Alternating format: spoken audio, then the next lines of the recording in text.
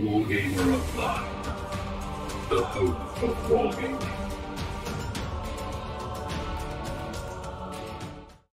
All right, welcome to Monday Musing, number 59, I think. Hey, Ralph is joining me over in the chat.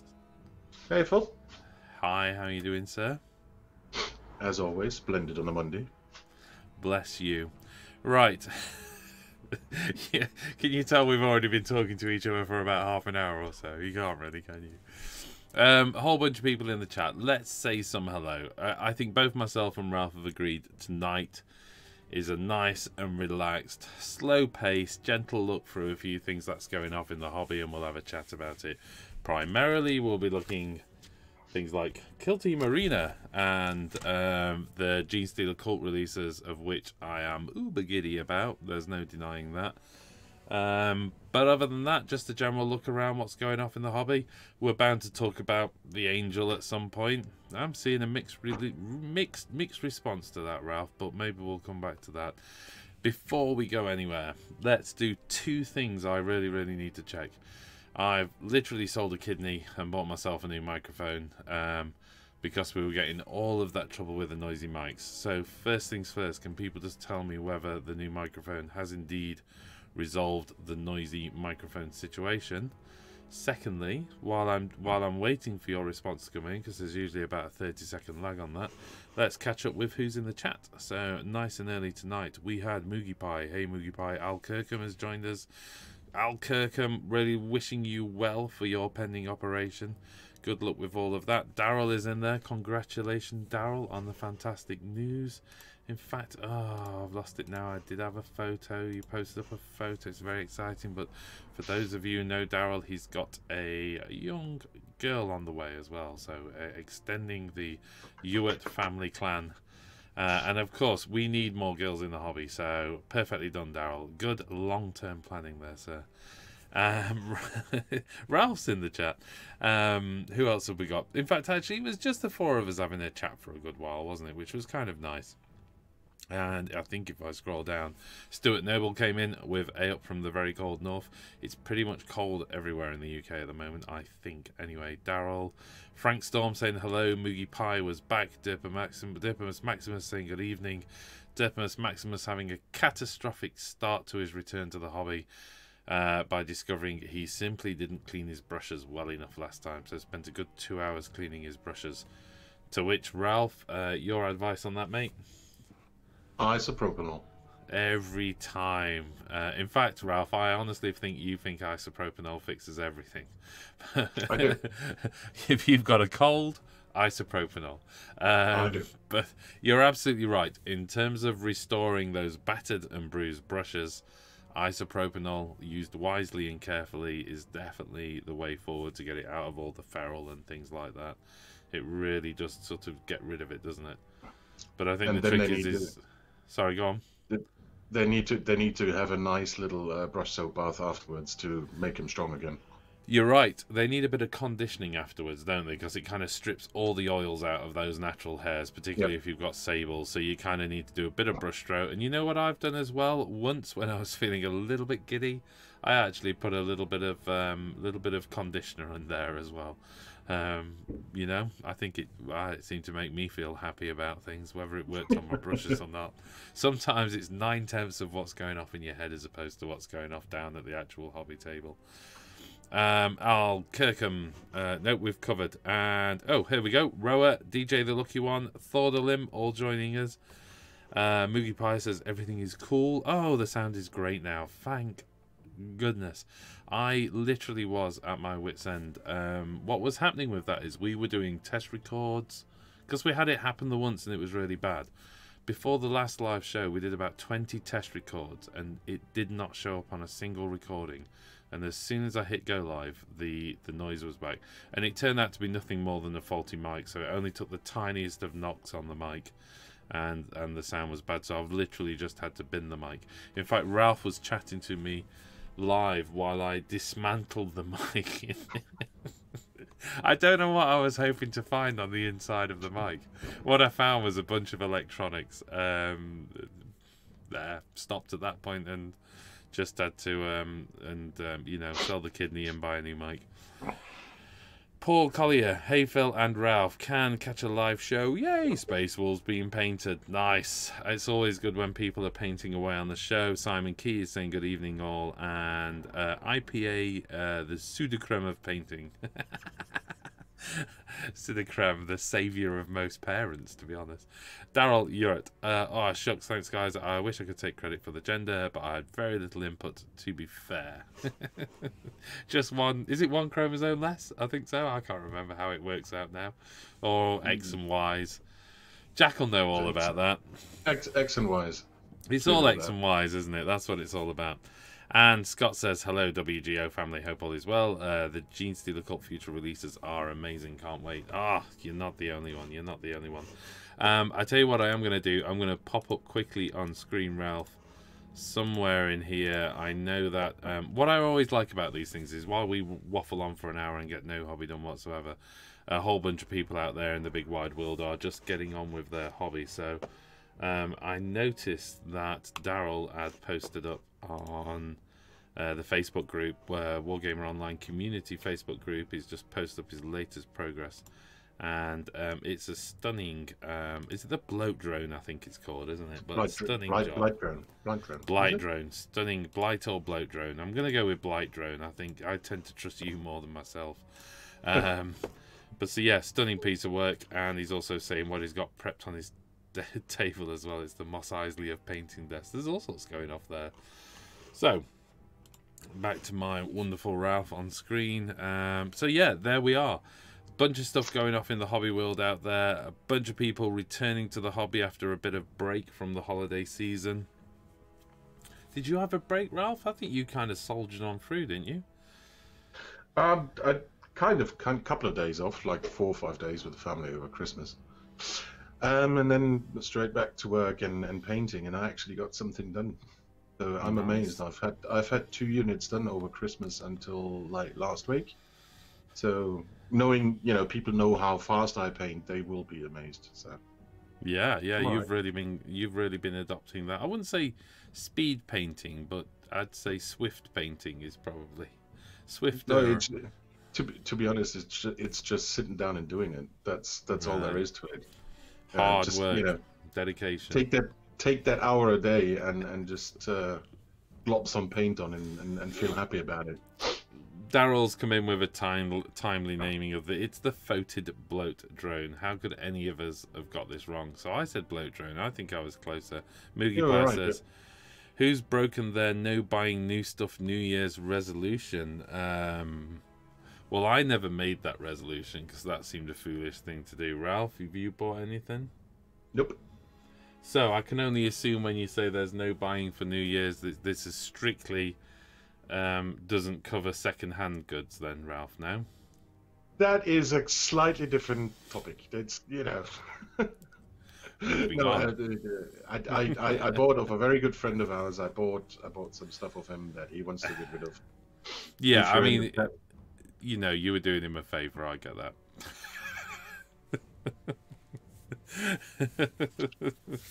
So strong. You're so strong-willed, Ralph. I'm so with you, mate.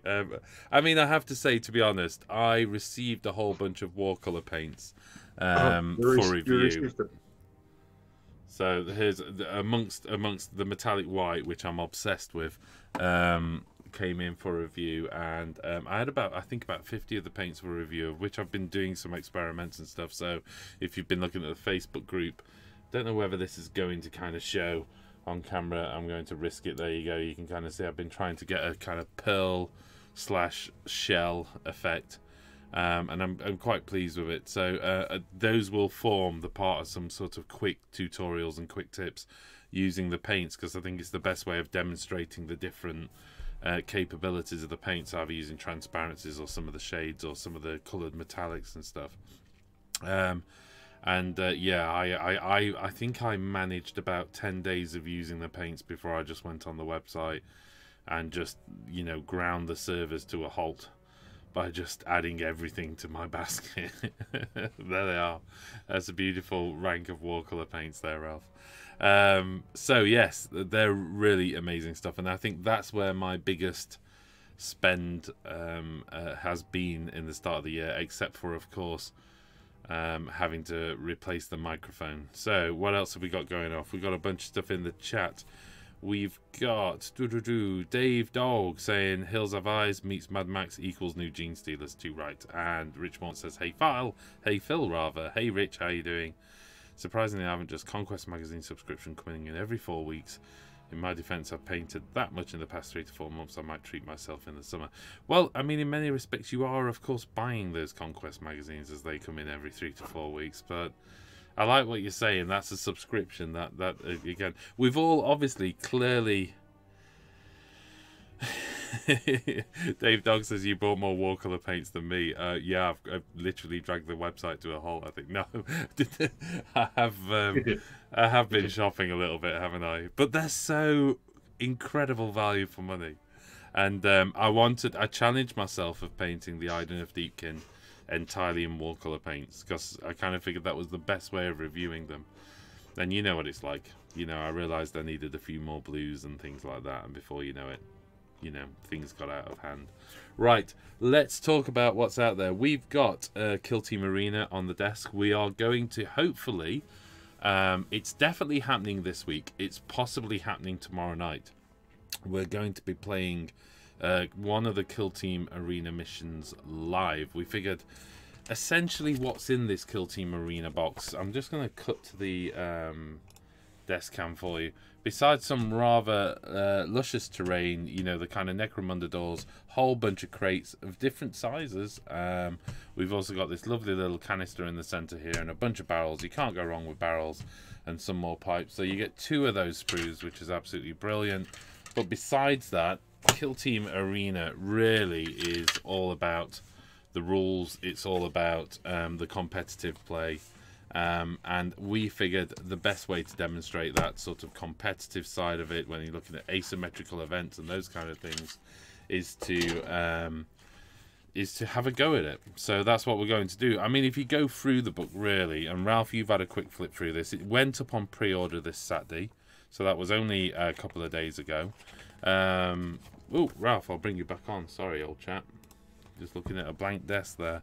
So we've got, you know, contained within this a whole bunch of new kill zones, which are all based around the boards that come in the box. They're good. Some of them are lovely and symmetrical, so I think it's quite nice how it works. I think from a deployment point of view, it makes it quite nice, and clearly they're giving some thought to that in terms of the competitive play, so there isn't too much of a bonus over which side of the table you get. There's the ultra close confine rule set, which if anybody's played Rogue Trader, very familiar in terms of treating walls as actual solid objects, and things like things with a fly keyword can't pass over walls because guess what, there's a ceiling above, which makes that movement a little bit more close. But really beyond the missions, then it pushes into how to do that competitive play. It forces pace. There's a few rules in there that make it quite interesting. Like, for instance, when you're setting up, you get your command roster. You're given, I think it's 5 minutes to put your team together from your command roster. And if you make any errors in your team selection, it's your opponent that then essentially corrects those errors. You bring too many specialists in, your opponent can remove a specialist or 2 or whatever it is. If you bring too many leaders in, your opponent can remove the leader of their choice. So you really want to be demonstrating some mental agility during that team creation. And I dare say most people will have a kind of, I think probably some of their favoured team structures. I don't know about you, Ray. You've been putting a lot of time into Kill Team lately. Do you pretty much know what your team's like from roster? Or you know, are you experimenting quite a lot in that? Well, what I've done is when I put my kill teams together, I've looked at the missions that are included in the regular kill team rulebook, and for each of the factions, I tried to work out what kind of a mission or what kind of roster would be most suited for that kind of mission. Bearing in mind that that's just a narrative play really, because you're not in a competitive environment. With the arena stuff, I'm not I'm not 100% convinced whether that's a good thing or a bad thing that they're doing, because basically what you get is that your partner is punishing you, and if you come up against that guy, a lot of potential for salt on the table. That's what I would say. Yeah, well, I don't. I see what you're saying, because it's a rule that, by its very nature, creates resentment. But ultimately, I think it pushes the onus on you to make sure you've selected the right team. It's take that part of the game serious. This is the competitive world, so take it serious. It's just like showing up to a tournament with an incorrect list or an wrongly calculated list. You need to get this stuff right. I should mention another part of the kind of competitive aspect is the arena objectives. Each of the arenas has like a list of objectives that are available to them, and you can kind of select your team's objective for the mission. So, that also informs, I think, the kind of team structure you're going for, I suppose. I mean, I can totally get what they went for, because by restricting time, by making sure people come prepared, they actually give tournament organizers a much better time frame to plan out their days. And you could potentially get like 7-8 games in a whole day in, if you really stretch it. And I think that was part of it. And I think a lot of what came from the competitive stroke tournament side of the 40k community went into that extension, really. Sure. I mean, in the last 4 or 5 pages of the arena book, what we see really is a focus on the kill team tournament side of stuff. So you've got registration, command roster checks, rounds and pairing, kill zones and missions, scoring, ranking, breaks and results, tournament rules around miniatures, data cards, tokens, objectives, battlefields, dice, conduct. Each kill team tournament should be held in the spirit of friendly competition. All participants, whatever their role, are expected to show good conduct throughout the tournament, are expected to treat each other with respect, behave in a mature and considerate manner. So, I like what they've done. I'm seeing some stuff in the chat, actually, which made me chuckle a little bit. What's the collective noun for too many games? Games Workshop. Simon Key has volunteered a divorce of games. I think this is not, to be fair, this is not a new game. This is a new way of playing the established kill team game in a competitive arena. So, and there isn't a boatload of rules contained within this pack. What you have is mission objectives. What you have is competitive play arenas. And what you have essentially is some established rules around close confines from Rogue Trader. And then essentially after that, that's just about how to run a tournament. There's a few other subtleties in there. There's some additional tactics in there, and things you can employ that are relevant to the competitive arena. But ultimately, it's about saying this is how you run an event. And for me, I think that's kind of important. It's important for GW. It's important for the FLGS. As it's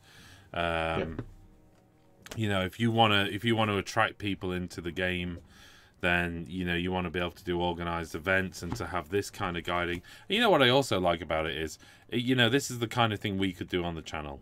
We could set a little tournament up and we just play those games, film and record 7, 8, 9, 10 games in one day, just by getting a bunch of people to kind of come down to the studio for the day, film them all, and then release them one a week or something. So that might be something we might do for the channel quite shortly. Actually, I'm thinking of pulling the day out of March or something like that. See if we can get about 12 players down, get everybody setting their team up outside of the studio so you're all ready to go. You walk in, you play your game, you walk back out again, and we just keep filming the whole day. They've clearly G-Dubs clearly wanted to go out there and instead of trying to put it all into one rule set that suits everybody, they just went ahead with that now and said, right, you've got the narrative play side on the regular rules, and with the arena extension, you get the rules on how we see that tournaments should be played with Kill Team. Because there's a lot of people that have picked up Kill Team. I, for one, I was AOS only before that. And it makes total sense. On the other side, it's it's very restrictive. I wouldn't be playing a kill team tournament based on those rules, me personally, because I'm not the competitive guy. I just want to have fun. Yeah, well, you know, I was with you on that. I have to say, I mean, I was with you on that from all forms of gaming until I went and did a couple of doubles tournaments, and you know, and I've really got into that. And it is just another, you know, another gear shift. That's all. It's just, well, that's what that's about, and you have fun doing that. But then you come home, and Jack's like, "Hey, I just want to throw stuff at each other." Like the game we had the other day. Myself and Jack played an Age of Sigmar game. It was Fire Slayers versus Beastclaw Raiders. We were on one of the tables at Warhammer World. I ought to put some pictures up from that, actually, because it was a really good, fun game. And we kind of almost agreed right from day one we're not going to overthink.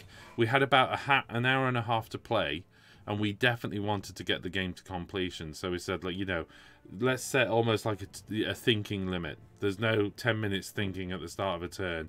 It's as soon as the turn changes, you roll the dice for priority, and then you get into it.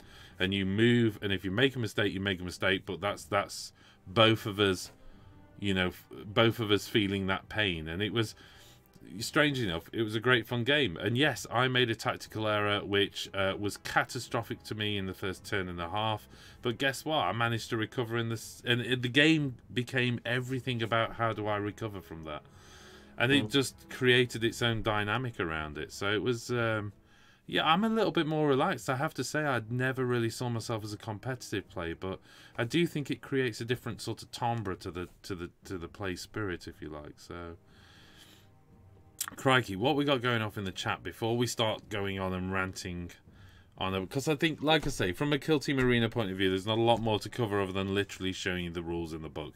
I do want to cover, I think there is one thing that's a really interesting, and I'm not sure it's a precedent, but it's very, very clear, is contained within the pages of these books is simply, right from minute one, is how to set up an event and run it.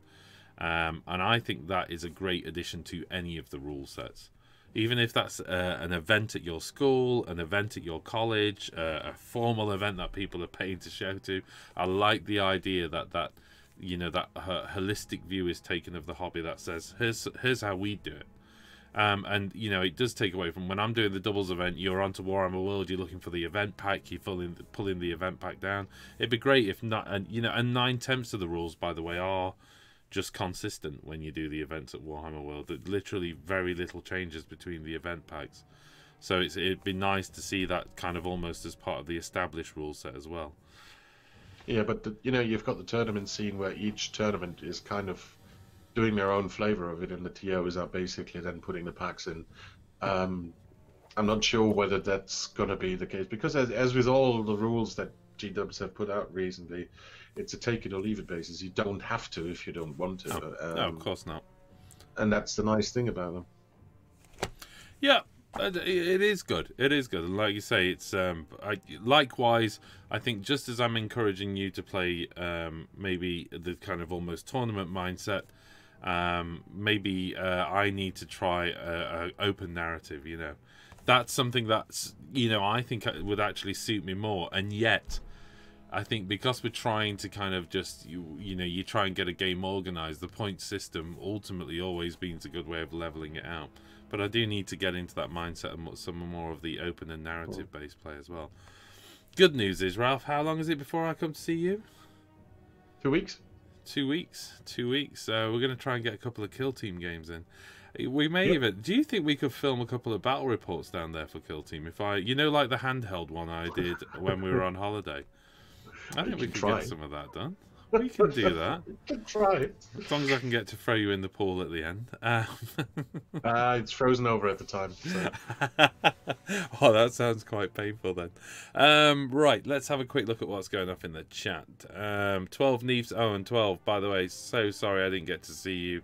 You clashed with a university open day for my son, and it was a pretty important day, so I was utterly gutted. But hopefully next time we get to meet again. Sad to say, it's sad that they have to say don't be that guy when playing in tournaments. I think it's fair to say to stick it in the rules, but I know what you mean. But you know, it's good to have rule defense for that kind of behavior, to say, hey, that's actually against the rules. My greatest fear is that when I die, my wife sells my models collections for what I told her I paid for it. That's coming from Daryl, still concerned about that. Weirdly enough, I had a dream about that. That Sarah was just selling my stuff off for like £5. You know, so look out for me popping my clogs, because if I do, there's probably some bargains to be had. With chance for salty, get Sam to join in, something like what's that, with chance for salty. Right, Frank Storm says it's mostly for serious tournament players. Simon says I still shuttle at the old DBM and WRG tournaments that you could effectively lose during deployment or army selection. Yeah, I get that. Exactly, that's quite frightening, isn't it? But you know, we've seen it. I've seen it, you know, level out a lot, to be honest, in those doubles tournaments. You do always get those performance, you know, high performance lists. But even so, the dice can always turn things one way or another every now and then. I mean, Jack and Liam coming third with pre-Beast Claw, Beastman release, or was it post? It was just post, wasn't it? So Liam hadn't had much time, and Beast Claw Raiders as well. Who'd have thought that? But it can happen. Sam Stocks is in the house. Yo, Sam. We caught up. We were almost at a hobby session. You were a little bit tired, weren't you? But we're going to get some hobby sessions in soon, which I'm looking forward to. And everybody's saying hello. Al Helster Nation saying howdy all. Al's got to go. My granddaughter and great-granddaughter just came in. Well, you go do family. Right, Ralph. Shall we, at 26 minutes into the show, take a look at the Genestealer cult release then? Go ahead. Loving that. I know you've been waiting for that for all night. Anything in particular that caught your eye out so far? Because I'm quite happy to kind of go through all of it. But what's caught your eye so far? I love the dudes on the bikes. Okay, particularly the one that does the wheelie. Oh, cool. Absolutely striking, cool model. So we've got the Atalan Jackals, and the Jackals act as the eyes and ears of the Genestealer cult. They ride a variety of Atalan-class exploratory vehicles, of which basically is dirt bikes and a quad bike. Yes. You're right, I love the wheelie with the axe. That's perfect posing. I have to say my favourite has to be the Jackal Alphas, which is the... I believe it's a female sniper character, isn't it? Yep. I think you're right. Love it. Love it. Resting the sniper rifle on the handlebars, you know, found a point.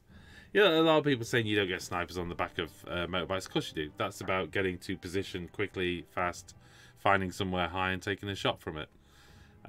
So, you know, there's a whole winter sport based around legging it around and then shooting stuff with a great deal of accuracy. So, nothing wrong with being back on the back of a bike.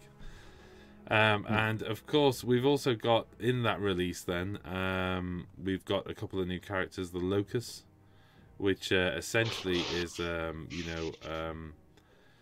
serving as bodyguards for the Magus. Pretty frightening looking dude. We've got the new female Magus, which is a stunning model, I have to say. Absolutely loving it. Love the headdress piece. Pardon? I love the haircut. The haircut. And the Clamavus. You know, what we've started to see actually over the last few days are these are all amazing, basically. Let's face it. So this was the early stuff they were talking about. But in the latest release today on the community page, if I can find it, we've got the rules preview now. There's a fantastic video with the designer's interview. If you've not seen that, you need to check it out. Some of the stuff I really like, we've got this unquestioning loyalty, which really acts as a solid defense mechanism for essentially low armored characters, which is what the Genestealer cult are full of.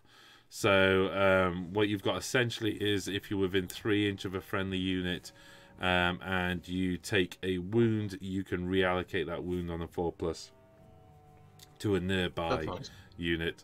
And you know,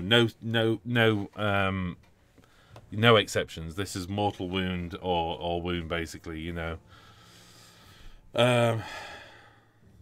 So it's each time you fail a saving throw or suffer a mortal wound, which is a winner.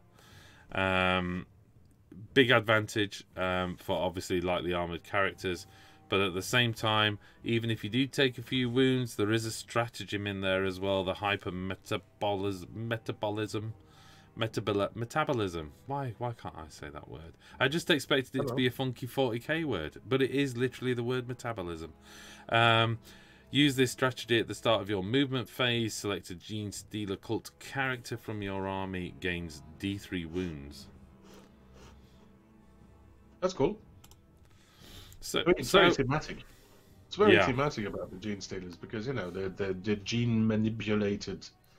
The metabolisms have been updated and God knows what. Makes them a little bit more Space Marine-y without being Space Marines. You know, I really like the fact that you've got this now, this emphasis on a lot of supporting characters. It really opens it up. I mean, you know, they mention, and I think almost unfairly, they make a reference to the Harlequins, which of course has a huge amount of supporting characters. It really, I think, if I remember rightly, actually has 4. You can just use lots of them. But probably closer was the Astra Militarum, you know, again, which does have a lot of characters in there. So I think it's great because I do like characters. I do like the fact that, you know, it's not just unit after unit after unit. There's characters in there doing a bunch of good stuff as well.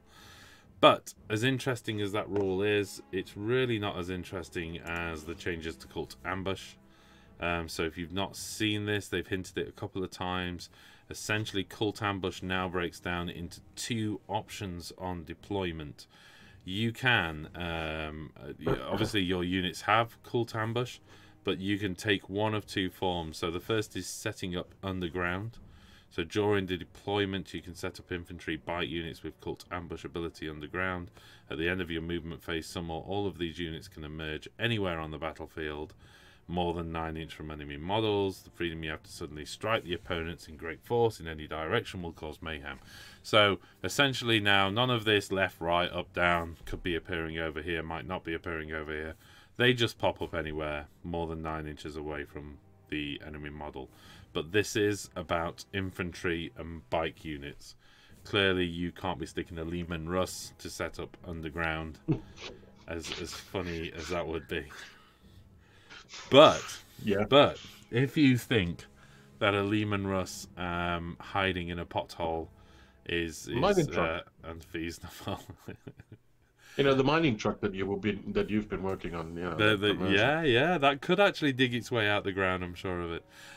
The alternative, of course, is you can set up in ambush. So again, back to those 2 options. You've got set up underground or set up in ambush, and this is the beauty of it. Now you've got 28 blip counters that come with the codex, and this is the whole.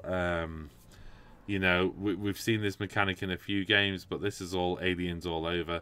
These are little blips on your movement detectors, which you place a blip to represent a unit. So instead of setting it up underground or on the battlefield, you simply place an ambush marker anywhere within your deployment zone. Pardon? It's like a simulation of the fog of war, isn't it? Yeah, exactly. You can place a marker for each unit you choose to set up in ambush. This covers transports, large vehicles such as the Cult Lehman Russ can be set up in this manner. Crucial detail here is you don't need to... This is a beauty. You don't need to assign which units are represented by which marker. So you can decide that later when you essentially reveal the marker. So you can basically wing it. Ultimate flexibility in deployment. It's roughly, this is where I want my units. Oh, you've put that over there? Oh, well, in which case this blips a Lehman Russ. Oh, you got a character over there? Oh, in which case this is my sniper character. So the fact that you can choose. Now, it's not complete open. It depends whether you take the first turn or the second turn on how the rule comes into play. So if you have the first turn, you reveal all of your markers at the start of your first movement phase. The beauty being, by now you've seen your opponent's deployment, so you can put your armor out of the way of the armor killing stuff, etc. If your opponent goes first, though, you reveal all of your ambush markers at the end of their first movement. They cannot move anywhere within 9 inches of any ambush markers. because obviously if they did, they clearly see that Lehman Russ poking out from behind a tree. So there's this restriction of how close they can get to an ambush marker. Go on, Ralph. So they can't charge them either. Well, you can't move within 9 inches. Obviously, charge phase is separate, isn't it? So don't forget that you reveal at the end of their movement phase, not the end of their charge phase. Okay. So effectively, at the end of the movement. So if you've seen some real, heavy armor killer, move forward, and there's a blip in front of it, that you think, well, I'm not going to pop the Lehman Russ there. Instead, I'm going to pop a bunch of neophytes just to soak that up for a turn. Yeah. So it still gives you that option to choose what goes down in front of them, which I think is fantastic. Markers are revealed one at a time. Each time you do so, you select one unit from your army that you set up in an ambush. You can set one model from that unit within 1 inch of the marker, followed by any other models in the unit. This is the important bit. They must be wholly within the deployment zone. So there's no deployment zone creep. You can't put the marker here and creep forward 6 inches. You would have to do a semicircle around that marker, crowded to the front of the deployment zone, if that's what you wanted to do. Do you have to spend command points on that? No, this is literally your deployment. Now, there are some command points. We have scanner decoys. So you use this stratagem when you set up the unit from your army that has cult ambush ability. Place 4 ambush markers for that unit instead of 1. If you've used this stratagem, when you reveal the ambush markers, once there are no units from your army remaining in ambush, remove all your remaining ambush markers from the battlefield. You can only use it once per battle. So in effect, you can drop down, by spending 1 command point, you can drop down 3 bogus ambush markers, basically, because you're dropping 4, but you have to use 1 of them, so 3 of them are a decoy. There are some other options. They came from below. This is another command point again. Use this stratagem before you reveal an ambush marker. Select up to 3 units, excluding vehicle, from your army that's set up in ambush. For each unit that you select, remove 1 marker from the battlefield. The selected units are no longer set up in ambush and instead set up underground. So essentially that's 1 command point, 3 units, pick up the tokens, bin them, and then just drop those dudes anywhere that's more than 9 inches from the opponent's army. So that's a great way, if you like, of creeping out of your deployment zone. It's a great way of having 3 markers within your deployment zone, and then suddenly you're on the backfield with 3 units. But it does exclude vehicle. And I think one last command option, one stratagem that's worth mentioning. This is 3 command points. This is the perfect ambush.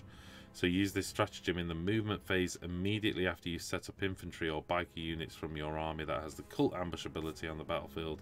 The unit can either move d6 inch, even if it's arrived as reinforcements, or it can shoot with all of its ranged weapons as if it was your shooting phase. Using this stratagem in your own turn does not prevent that unit from shooting in your shooting phase or making a charge move. So, again, this is infantry or biker, so no shooting twice with the Lehman Russ, of course. Oh, but that's pretty much restricted to the first round, isn't it? Pardon? Because it's when you said it's pretty much restricted to the first round, because when you set the unit up, unless it comes in as a reinforcement, that's... Yeah, absolutely. This is use the stratagem in the movement phase immediately after you set up infantry biker from your army that has the cult ambush ability. So this is just the cult ambush ability.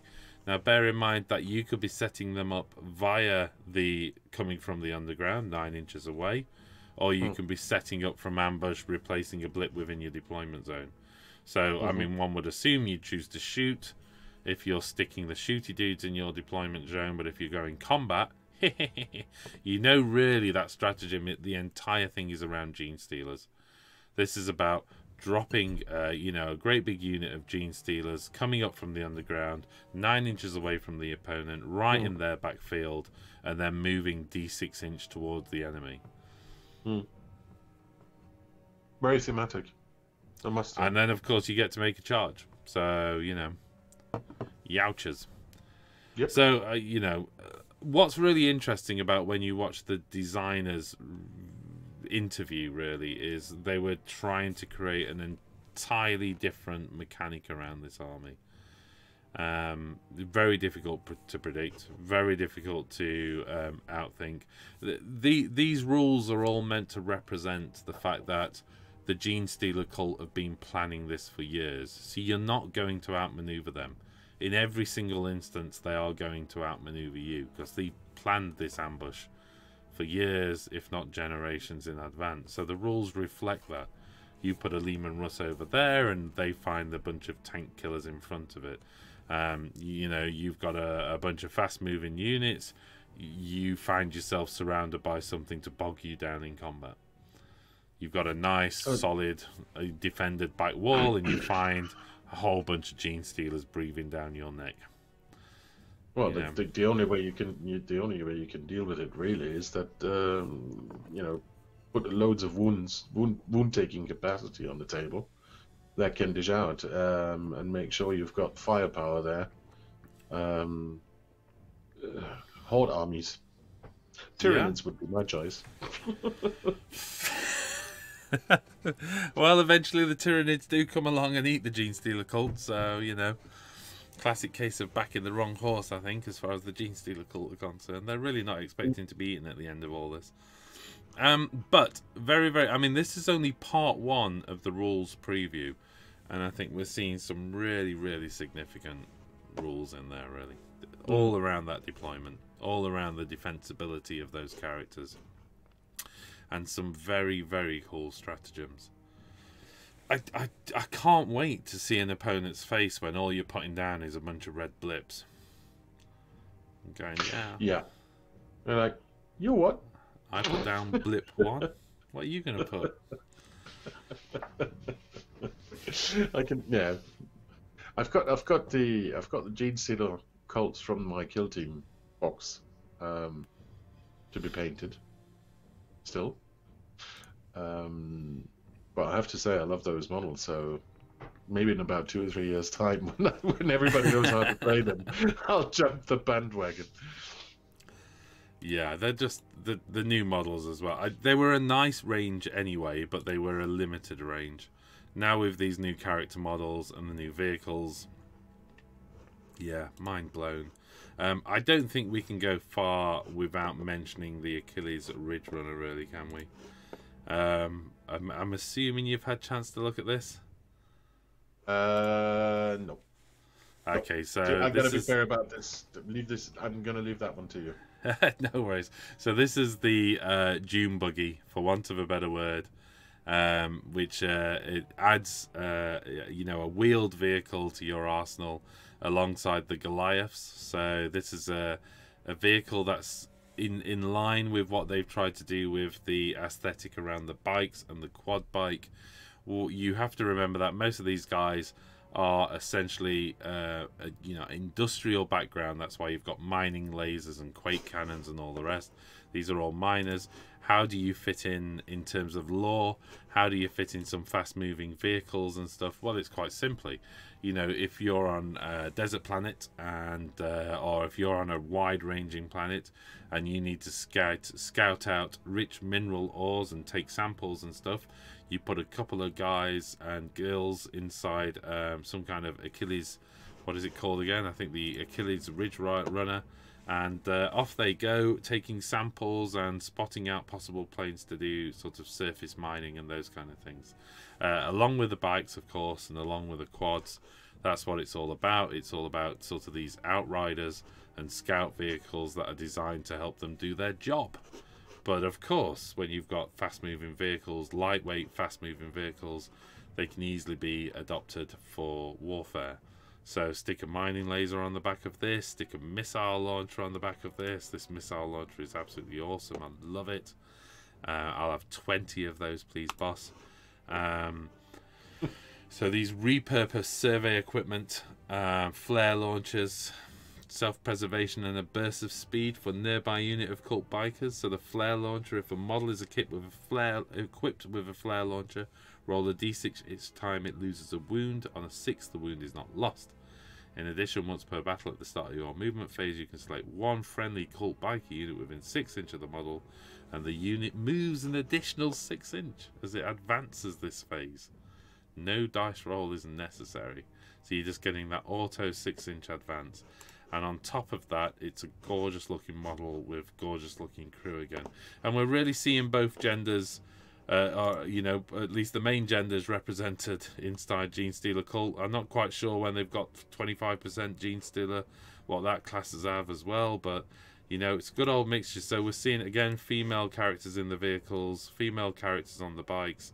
It's really nice to see that. It's nice to see that range. These are meant to be civilians rising up against the military might of Warhammer, so I like the fact that you've got a big range of people in there as well.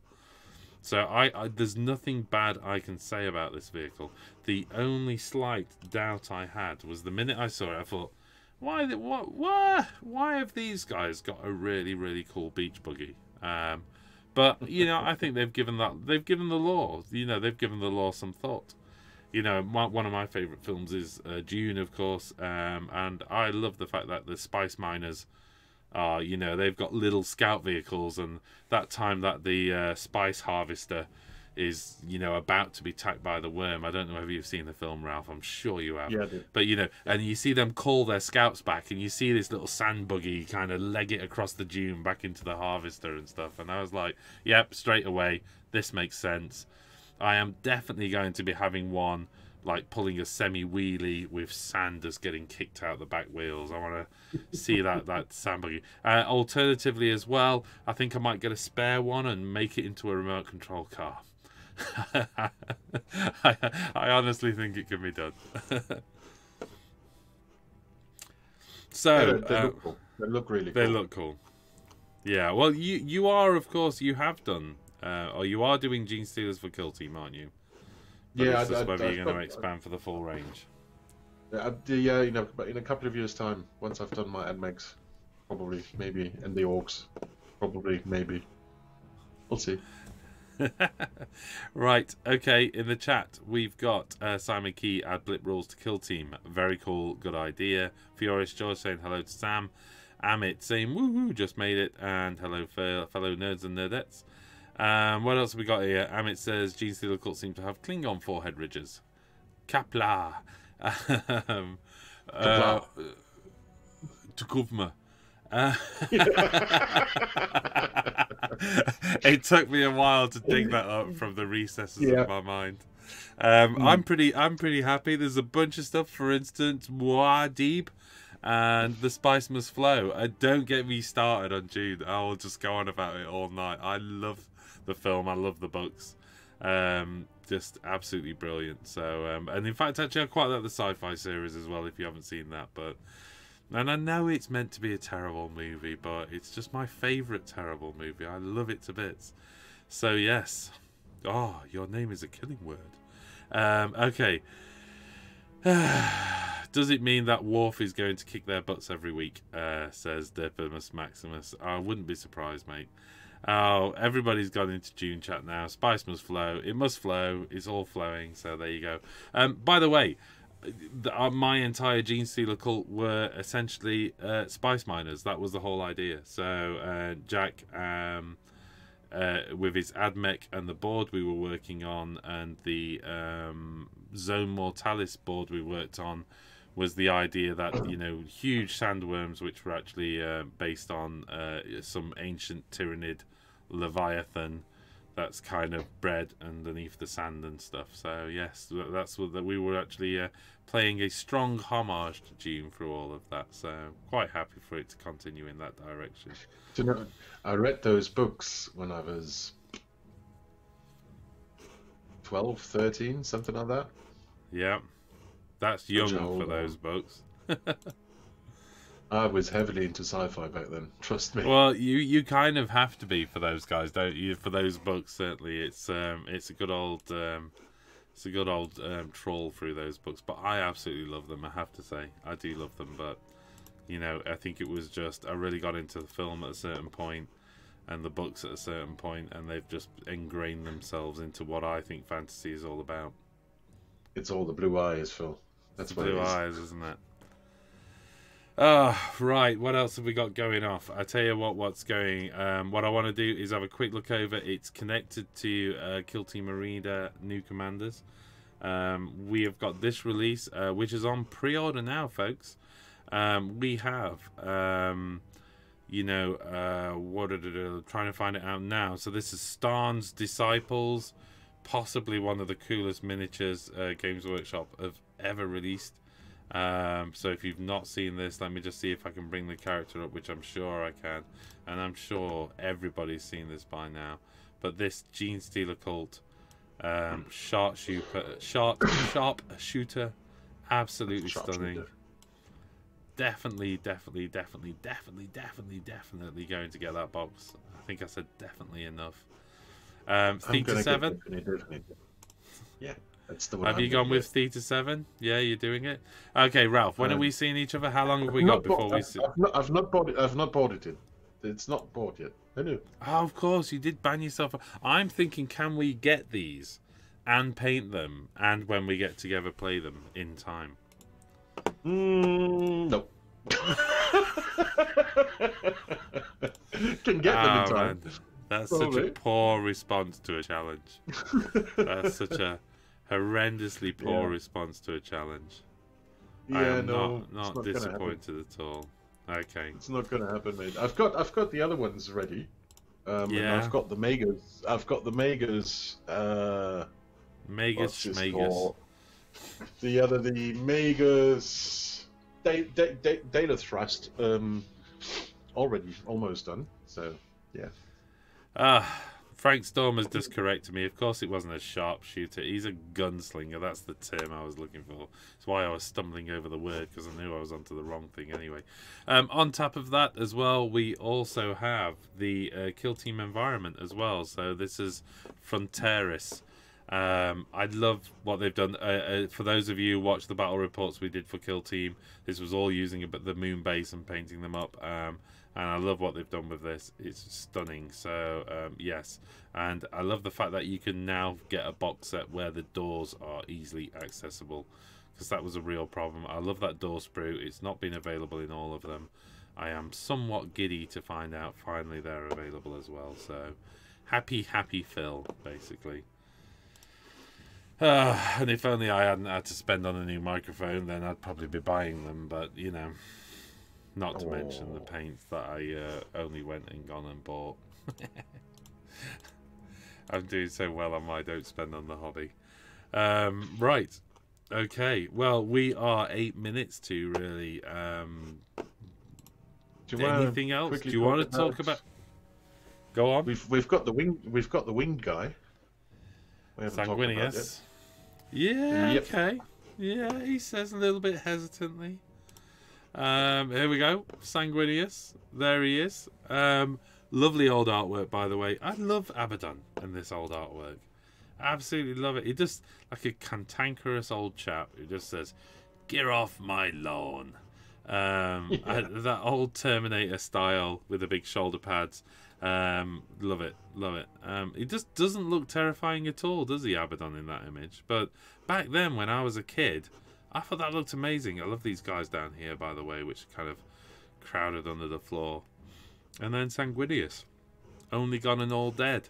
So that was the original artwork. They kind of gone through the generations of artwork. This, to me, is the classic image, I think, where Abaddon, looking a little bit more terrifying now.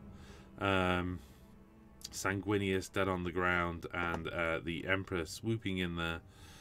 Looks pretty cool.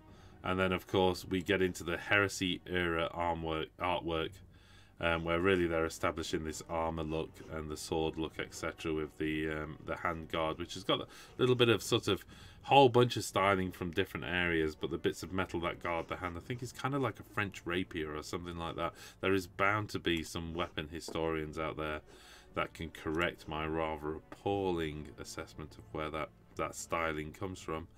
I love this image, which shows, you know, just a dude alongside the Primarchs, and you get that real sense of just how giganormous they are. And then we're into the model. Go on, Ralph. Give it your best.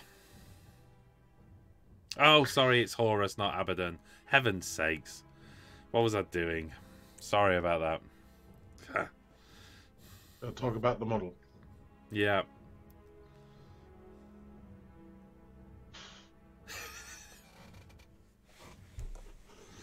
It looks like a fallen angel that got caught on a burning branch. That's what I would say.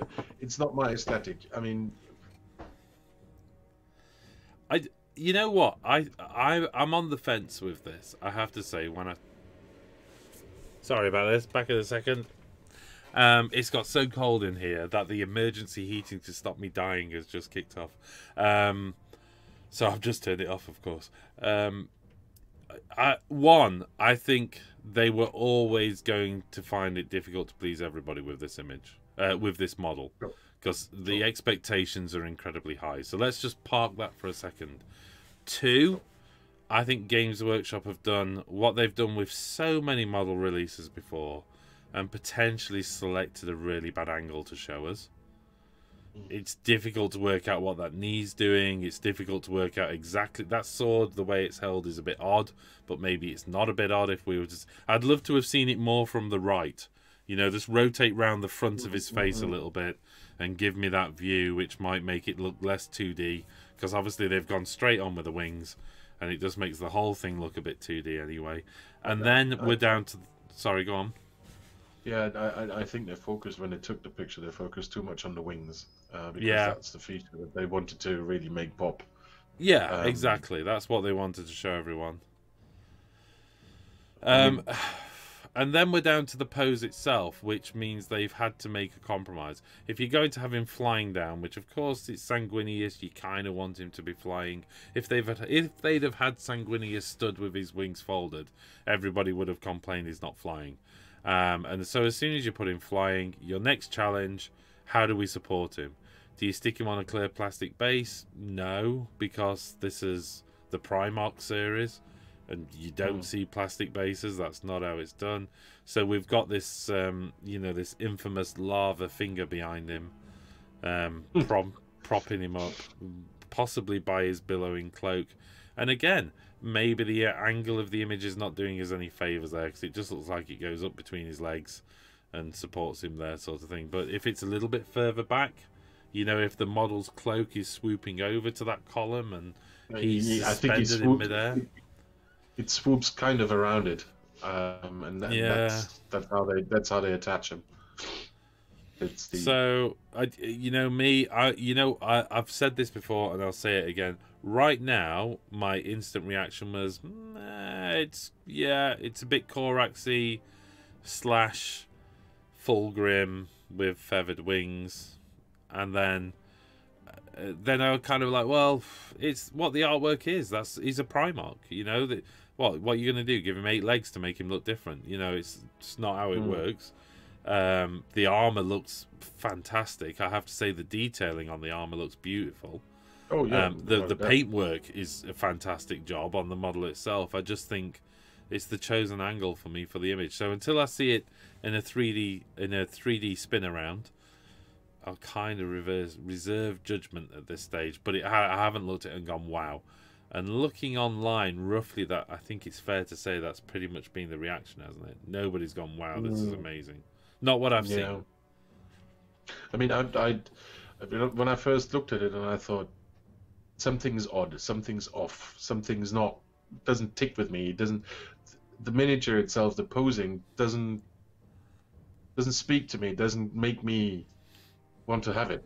You know what I mean? It's the. I mean, unless I think the die-hard fans of Sanguinius, they'll get them. They'll get him. Yeah, of course. Just for the sake of it. Anybody else? Doubted. Yeah, because I like the idea of the Primarchs as a collector's series. I think it's beautiful. Oh, yeah, I think if I was painting single models, I'd be really, really into them because they're just so iconic. I think they made one last possible tactical error in the release of this image. Is they go on to say that basically you can, there will be a scenic base which is additional to it. So there's 2 ways to buy the Primarch now, which is to buy the Primarch and then buy the rest of his base. And I think again, probably an error not to show it on that base, because I think that pose is going to be all about what the hell's the base doing. And they just haven't done that. And in many respects, then that it feels like they've shown the model at its least rather than at its best. I mean, if you look at the artwork of the Horus Heresy Weekender, just below the model. Yeah. If we would have seen him from an angle like that, even with the wings up there, that would have been probably a better pose for him rather than with the, he looks like. Have you seen Sparta, the movie? Yeah. When you've got Achilles doing his jump, his not the Achilles, the other guy doing his jump, the kill jump. That's the kind of pose. That's the kind of pose that reminisce. That I get the feeling we got there, and it just doesn't work for me. But that's just me. And I think it's one of those things. Like I say, until we see it in the 360 spin, so we can kind of see how the composition works. Yeah.